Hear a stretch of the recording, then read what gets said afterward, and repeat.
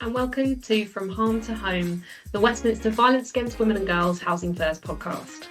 My name is Louisa and I will be your host for this series, guiding you through the exciting and innovative world of the Westminster Violence Against Women and Girls Housing First project.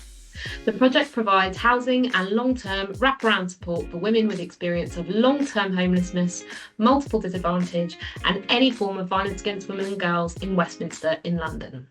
We are making this podcast to showcase some of the amazing partners and people involved in this project, to create a platform for the women accessing the project to talk about their experiences, and more generally to tell the world about how it works and what we have learnt along the way. In this episode of the podcast, we'll be talking all things housing with our Housing First and multiple disadvantage lead, Hannah Brown, and special guest, Brea Attrill, safeguarding lead for one of our brilliant housing partners, Southern Housing Group. So hello, Hannah and Brea. Hello. Hello. So, Brea, can you start off by telling us a bit about your role and how and why Southern Housing Group became involved in Housing First? Yeah, of course. So I'm the corporate lead for safeguarding. So essentially, I oversee and manage everything that falls within the safeguarding umbrella, more so from a leadership perspective. So aspects like compliance, auditing, procedures, investigations, and reporting. But I also get involved in overseeing specialist projects like this one, which is great to see the incredible work that the wider community partnership are doing. We have recently undergone a restructure, which has allowed me to introduce a safeguarding team, and I'm grateful for them and the support that they are offering to residents daily. We still have some embedding and recruitment to do before we're fully functioning. However, it shows much needed investment in this area to support stakeholders, and I'm excited for what to come. We become involved in the project back when it started. We were Southern Housing Group then, and although we have a slightly different name now and have grown in stock size, the ethos of our organisation remains the same. We know the impact a safe and secure home can make to people's lives. Housing First and projects alike align with our organisational vision, which is to create communities where people are proud to live, and it also underpins our values as an organisation. We already had an embedded supporting and specialist housing arm, which gave us the foundations, experience and understanding on delivering these sorts of projects. We manage Housing First projects in different areas. We know they can present challenges, particularly where there's the lack of overlapping services for people with complex needs and the reduced funding in this area. But despite that, these projects are extremely rewarding and make a real difference. So we like to get involved. Amazing. Thank you, Brea. And yeah, we're very grateful to Southern Housing for being a partner from the beginning.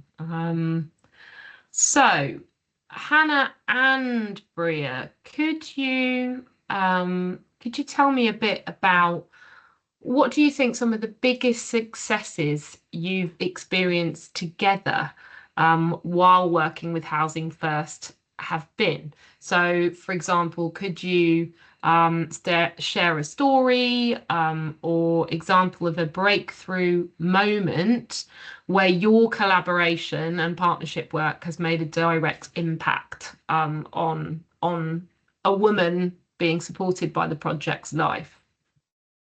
I think there's been a lot of teamwork in the cases that we've had with Southern, and I think that's something that we're so grateful for. There's been a hell of a lot of learning, in our time since the start of the project. And kind of like, I think the biggest successes that we've had is the amount of teamwork and effort that's been put in to our individual cases on both sides. And that isn't something that you do see everywhere. So then I think really do have a very patient, a very understanding approach, and quite actually a very direct response. I think housing officers do get really involved. They really do from the start. they're a very clear and consistent force. And I think having that is so important. Like we have a case and it's been a really, really challenging case. And since the start, that housing officer has been meeting with the support work. They've been having meetings with the perpetrator support worker as well. Like that's been going on for years, and that kind of patience to stick with it all that time is quite remarkable. And it has been really challenging, and it has been really tough for everyone involved. We do have such like a complex situation and a very destructive, abusive perpetrator and a volatile situation, which is very difficult to manage when there's people all around that flat trying to just live their lives. And it's a really challenging. But having that kind of consistent, patient understanding, and really what I've seen in Southern is how they have done everything they can. They have exhausted all means in every case that we've had. They really have. And I think that is just, that's what you need. That's really what you need in these cases. It can be a battle. Yeah, I would definitely agree with that. And I think, something that we've come up against more recently is just the absolute flexibility of Hannah and the team and willing to work with us as well. And I can't really necessarily take credit for this, as it was another colleague who suggested this to me. So Gemma, if you're listening to this, thank you, because it is your contribution. But we recently discovered that there was an element of silo working prior to like individuals signing up, which made the housing team feel as though maybe not everything was being shared to prepare them, and we needed to improve that initial sort of process. So opening those lines of communication earlier to try and prevent any delays. As from a housing perspective, delays can cost money from a rental income element. And Gemma suggested some best practice in a similar project for a different cohort, where the process makes like a real difference to the partnership working from the beginning. So Gemma shared how the potential residents, the support workers and the housing officer met up with the individuals that are nominated prior to the sign up. So they build a little bit of a relationship. They understand things like communication preferences, identifying times, days, locations which were suitable for meetings. And it was an opportunity for everyone to ask any of those questions that they may have. Then when it comes to signing the tenancy, hopefully it relieves some of those anxieties. It's a bit more person-centric, and it brings all of those working together from the offset. And we pitched this to Hannah, who was more than happy to support this. And I think that's really important to say, because throughout the project, any suggestions or feedbacks have always been supported by Hannah and by Solace and the wider team. And they have had positive impacts. And like anything new, it's trial and error, and nothing straightforward when you're working with people anyway, regardless of anyone's needs. And then we've recently had discussions of a new approach of like monthly case management meetings, which the housing provider will be the organizer of. So it brings together the management structure of the project, but it's fed into by the caseworkers. And then the meetings will go through each case to discuss anything relating to tenancy, safety, any wider community concerns, things like that. We're still in the process of pulling this together fully. Some elements have started, but I think this just shows like that elasticity approach that you need to these situations, and that you always have to have like a bit of flexibility within them. And whilst there's not necessarily a specific person who that's going to benefit, these approaches will benefit everyone in the partnership, but most importantly, the people who access the project, as it's important to really never lose sight of the individuals who are at the centre of everything that we're doing. Yeah, for sure. And I think, just going back, like going on, we had someone nominated for a property just like a few months ago now. They're still in them very early stages. It's like the first 3 months. And Gemma suggested this, and myself, Gemma, Kelly, who was the housing officer, and the support worker all met up before viewing. just to talk about, the risks associated with the property, the specific vulnerabilities of this tenant, how we think that she would cope with that. And we had that really open and transparent discussion about really how we think this person will get on there. What will we need to do? What will we need to be aware of if they do want to move into this property? And that proved so beneficial. And we had the viewing and the sign up went ahead, and Southern worked with us throughout that. And then after like a month or so of being in the property, Kelly had already met, the housing officer had already met with the tenant that had just been housed and was already kind of building that relationship. And then we all came together and just talked about it. And the tenant wasn't very well at the time, so it was cut short, but Kelly showed a really understanding approach to that, was very much like, that's completely fine. We can just do this on your terms at your pace.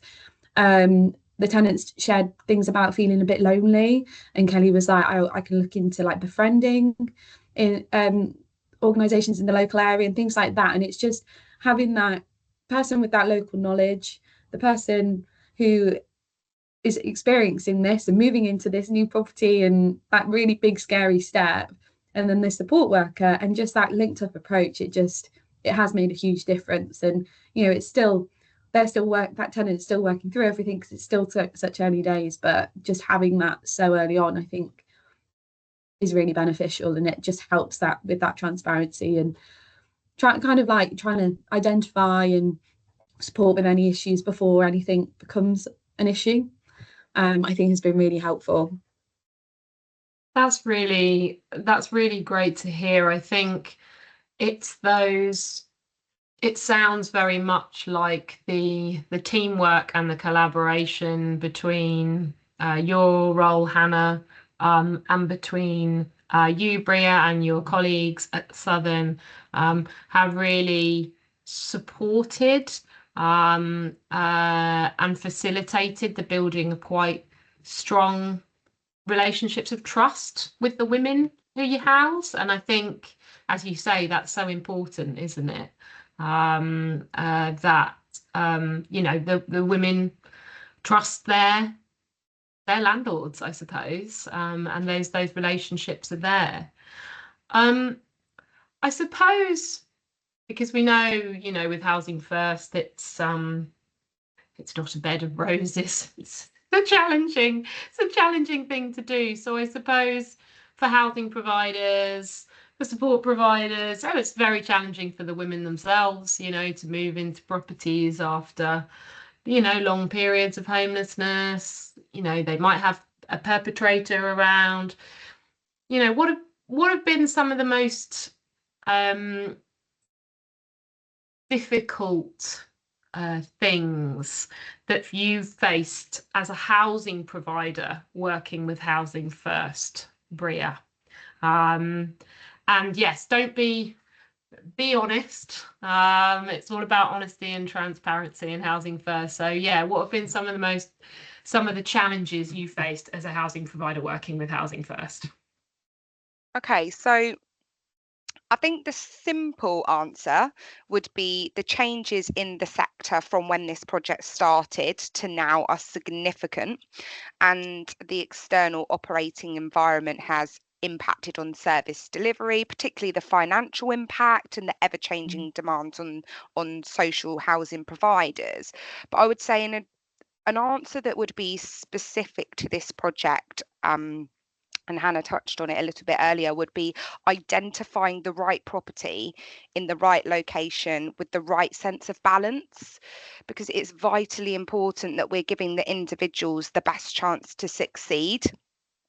Therefore, we must make sure the homes that we're identifying are suitable, but looking at it from a holistic perspective, not just giving units to meet our yearly target, being really mindful of actually what's happening in that area that could affect the individuals who are already in a vulnerable position.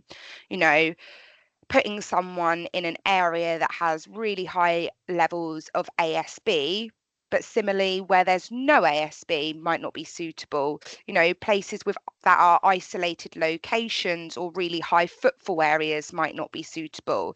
A place with minimal community services or poor lighting, security may not work. You do really need to think about everything. So that's why going back to those meetings that, you know, Hannah was talking about, that initial, to really understand the person and understand any risks that could be presented to them is really important.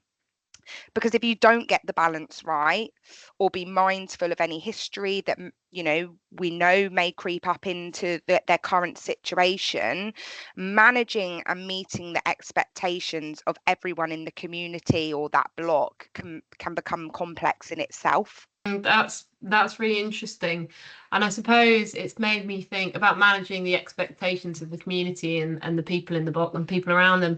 Have you, or can you both think of an example where you know, a woman that you have housed in one of your properties was struggling to maintain a tenancy, was having issues, I suppose, where maybe there were neighbours complaining, and you know, things going on there. Can you think of a specific example where, you know, doing Housing First has actually been quite challenging, and how did you guys work through it together, I suppose, and what was the outcome?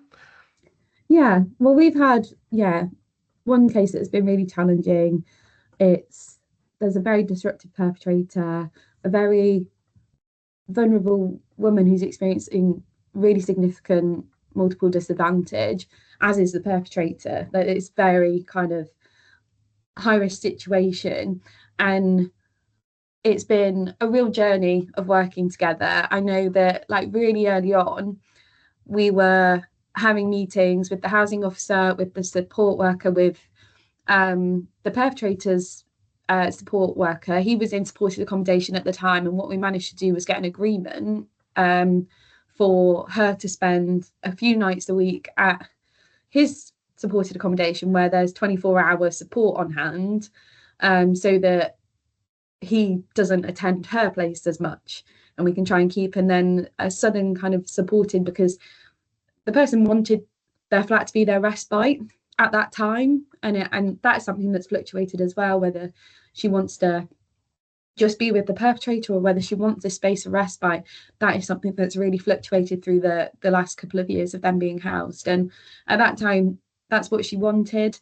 So we managed to get that agreement. Because of all of the ASB that was going on, the perpetrator was very aggressive to other residents in the block. There was a lot of noise complaints, a lot of really concerning, worrying noise complaints. Tenants in the block had reported, you know, for the person that we were supporting safety. It was a lot. It was a really, you know, complex, messy situation where everything's going on all at once.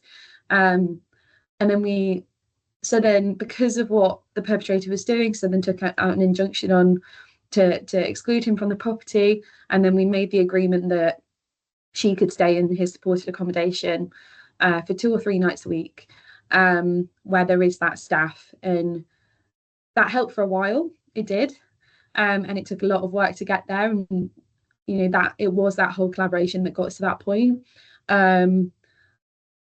And luckily the perpetrator didn't actually realise when it expired, and it had expired at some point, and he wasn't coming back to the property, but it lasted a while. And then it was a case, and his abusive behaviours were also seen in his supported accommodation, whether she was there or not. He did end up getting evicted from his supported accommodation as well, which meant that he obviously moved into her flat, which is a lot of risk and pressure for Southern to manage when we have so many other residents, or they have so many other residents that are in this situation. So, and it's been a journey. It's been a real journey, but that's just one of the examples of how we've worked together in this space of the last 2 years that made a difference for a time. we do need to take some positives out of some of these cases. Whilst very complex, me and Hannah put in some approaches. So we put in ad hoc emergency case conference meetings, which we done that because we learned that actually things needed to be dealt with promptly and in a coordinated way. The people supporting the individuals in the front line needed to see more of a collaborative approach. Things were being misunderstood and misinterpreted within email chains, and tones can be taken slightly differently to how they're intended. And it was harder to get commitment to actions from not just housing and solace, but also like our wider community partners as well.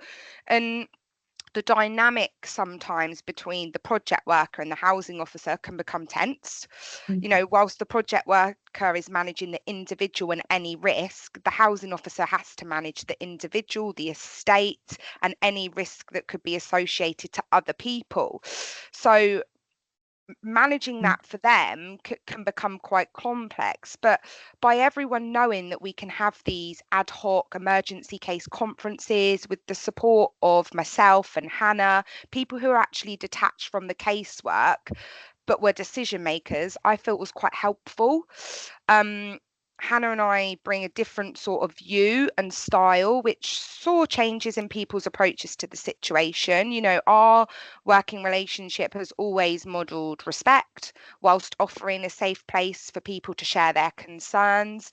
And we were trying to empower the people to be like solution focused, whilst, we understand everyone's managing a different level of risk. Ultimately, we all wanted the same thing. Our roles and responsibility just meant that we were coming on it from a slightly different angle. So we tried to encourage people, to see that, who were working on these cases. And building trusting relationships are beyond the approaches that we take to engage with them. It's about doing what we say we will, keeping them informed, trying to be transparent and managing everyone's expectations. And the whole partnership does that, because whilst the situation was complex, and whilst I think a lot of us were worried about the risk that was being presented, we were still allowing choice, control, personalizing their support when they needed it, and trying to empower them to see that there was an outcome that we can get for this that's positive. Just try and work with us. Yeah, thank you both. Go on, Hannah. Yeah, I completely echo everything, because it is challenging because everyone is coming at it from such different perspectives. And I think that's one thing that we've all kind of overcome in this case in particular, and particularly with like Solace and standing together and Southern working together. That is something that's gone, and it took a lot of just real open conversations and just being very honest with each other. And I think that's had such a huge impact. And it's just particularly in this case, the kind of like one thing that Southern never always did was they were so patient. Even like there was times where the property was abandoned because the client was rough sleeping for months on end. There was like a period of 3 or 4 months, I think, and even in that time, Southern were meeting with us and informing us of any times that they attended the property, any sightings that were had. And what that meant is that the Solace team then can know where to outreach. They have that intel. And it's really important that we do remember that we're all coming from different sides, but what that also means is that everyone has different information on the situation. So when the Solace team is really trying to engage someone and not able to, the housing officer might have seen them and been able to speak to them, and they're able to let them know. And that kind of joint working has really helped to safeguard cases and people who are involved, because everyone's got these different eyes and ears. And I think that's something as well, from that kind of building of that relationship, that we have managed through this case. It's really, we went from a place where everyone was kind of doing siloed working and no one was quite understanding the other side's perspective, to a place where everyone's keeping everyone informed and we're moving forward and we're making progress. And that's a really difficult case that spanned like 2 years. So that's quite impressive. That's really, really impressive. I think I understand that this case, it did end up that the woman eviction proceedings were started. Is that correct, Anna? Yeah. And I And I think think, that's okay, yeah. because that does happen. Mm. I know Housing First is, it's that hammering, it's all about tenancy sustainment, but it's also about being realistic. And from what I've heard, just reflecting back on what you and Brea have been saying, what an amazing partnership response, trying every avenue, giving lots of time. Exactly as you say, it started with people not on the same page to people sharing information, doing everything they can. And to be honest, as long as you've done that, that is an amazing outcome for that woman, I suppose. She might not have maintained her tenancy. It doesn't sound like that was, it was going to be the right situation for her at that time. I don't know. What do you think? I completely agree. And I think because I think that's one of the it was a case where we weren't going to be able to sustain that tenancy, and everyone had done everything they want. And I think even the person has shared that they're not against that. They're not sure it's right. And they've kind of gone back and forth. And that's another thing that Southern have supported us with, and we've discussed with them, is when the person said, I don't want to be in the flat anymore. And we've had them conversations about them going back into supported accommodation, which they shared they wanted to do at the time, or we've talked about management moves, and we've really gone with the flow of what that person has wanted at the time. And eviction proceedings are going ahead and still things are happening, and it's just that constant communication back and forth of, just so this has happened, like, we know that this has happened, the intel there is still that back and forth and teamwork going on, because I don't think they are at the property, and I don't think they have been for a little while now. And yeah, it's just, but every time that there is a sighting, they're letting us know, and it's just making sure that we can round things off as best as possible, really, now moving forward, and keeping that support going. And yeah, because I don't think it is a bad thing. It is realistic that it just wasn't working, but what we can say is that Southern have really stuck by us through it all, to try and do whatever we can to help this person with what their journey is. Absolutely. And with, we all know the ethos of these, the Housing First. We know the risks that are associated with them, but ultimately, all of us working together, okay, this one hasn't been successful, but look at all of the successful ones that we do have, and look at the opportunity that this person, the door isn't always going to be closed for them either. Maybe it just wasn't the right time. And that's okay. We're working with human beings, and sometimes it's just not the right time, or the potentially the right environment or right estate. And that just goes back to my point about, really being able to identify the right accommodation for the right people. Amazing. Thank you. Okay, so as a partnership, how do you manage the balance between providing housing and addressing the complex needs of individuals who are facing trauma, violence against women and girls, or other disadvantages? Being open and honest about individual need is important for many reasons. People might think this could be a disadvantage to them, but the more we know about their needs, it will support decision making. It means that we can look at providing the right person to support them. Housing providers also sometimes have specialist teams to work in partnership with Solace, providing training and guidance for people on how to support these individuals is really important. Making sure that you're setting the expectations from all parties early on. Whilst we deliver services with an element of elasticity and a person-centered approach, there are some basic principles that everyone in the partnership must keep to for success, including the individuals themselves and how they remain living independently. And I think, we've talked a lot about communication in this podcast, but promoting effective communication, capturing personal experiences on how we're working together, establishing a culture of accountability, and respecting the roles and knowledge of everyone in the partnership. We're not always going to agree, but when we challenge, when we do it professionally, and we look to find solutions, it just proves that it can work. So yeah, patience, flexibility, and honesty is absolutely, I think, where you need to go. Thanks, Brea. Hannah, what are your thoughts? Yeah, I think 100% what Bria's saying, and just like I think really one thing that I think has been quite crucial and is something that I've done quite a lot with a few housing providers and Southern as well is just like that kind of discussion about understanding. So, I mentioned earlier that we all met. So we met before the sign up, and then we met when they first moved in, kind of in the first few weeks.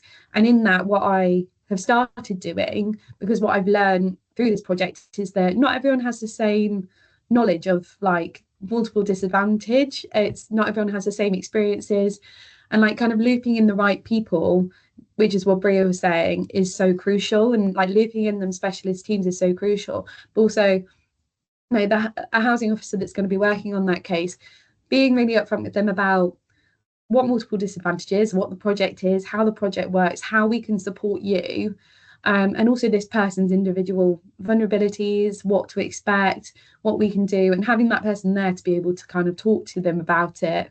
And then just offering that training around that as well, and anything that they feel that they need to know or anything that they want to know.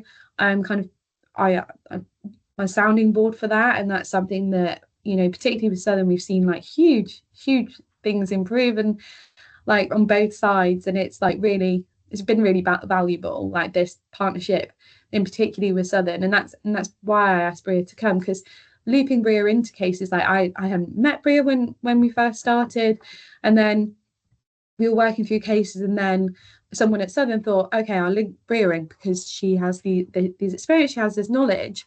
And from doing that, we were able to kind of like instill that learning, because Brea had that kind of knowledge of housing first and multiple disadvantage and violence against women and girls, domestic abuse, to be able to fill that in, and almost having that buy-in throughout the organisation, I think, is also really important. And that's something we have seen in Southern, and something that we're working with all the housing providers about, making sure that at each level of the support to this person or these projects, there is that knowledge of what the outcome is, what the focus is, because that can be really difficult and lost in such big organisations. Yeah. And also, like, if the relationship's not working or the dynamic's just not quite right, as human beings, we're not always going to gel with people, are we? So it's about saying, actually, I don't feel like this is the right fit for this individual. Can we try a different option? And absolutely we can. We try where possible to give a female worker, but as you can probably imagine, that isn't always possible. So we make sure that we have the right fit. And yeah, if someone just says, this isn't really my person, I don't like their attitude, then we can change that, because ultimately that relationship between the resident and the housing worker also needs to remain really strong without. And like anything, you're not going to engage with someone who potentially you didn't feel comfortable enough to gel with. So yeah, and I echo everything that Hannah said, and having the partnership. I think having Hannah as well joining the dots has been really helpful. And she's been amazing at holding people to account. And I don't necessarily just mean that in like from when we haven't been doing things right. It's from all aspects, that actually, that there has been times when could that organization have done a bit more. Hannah's been that almost like the advocate, the peacemaker in the middle, that says, actually, yeah, we do hear what you're saying, Southern, let's try and get them to take a little bit more responsibility here, and so on. So that's been really, really helpful. And just having Hannah as a bit of a sounding board for me sometimes has been amazing too. So thank you. Guys, what an amazing example of partnership working between a registered provider and obviously Hannah, who does the housing coordination for the project, and obviously with our support team, Solace Women's Aid, and others, working together to try and keep women housed and keep women safe, ultimately. And finally, Brea, if you could give one piece of advice to another housing provider, just starting with Housing First, what would it be? I think be patient, have flexibility, and be brave. And remember that there's an individual at the centre of all of your decision making who hasn't had an easy time up until now. Utilise the support from Hannah and Solace. And remember, you're contributing to a life-changing moment for some of these people. I think a really good quote that I've used before, which I feel is really fitting for this question, is we don't grow when things are easy, we grow when we face challenges. And that just wraps it up nicely that, it might not be the smoothest journey, but when you get there and it's successful, it's invaluable to the individual who are receiving that service. Amazing. Thank you so much. Brea and Hannah, thank you so much for joining us today. Thank you for listening, and see you for the next episode, where I will be speaking with Ella Johnson, Senior Housing First project worker on the Westminster Violence Against Women and Girls Housing First service, about what a typical day in the life of a Housing First worker looks like. If you would like to find out more about the Westminster VAWG Housing First project, please visit our website at www.standingtogether.org.uk. This podcast is written by me, Louisa Steele, and produced and edited by the amazing Holly Ringrose. If you enjoyed this episode and you'd like to support the podcast, please subscribe, leave a rating and review. To stay up to date with the podcast, you can follow us on the Multiple Disadvantage and Homelessness team channel on LinkedIn. Thank you for listening.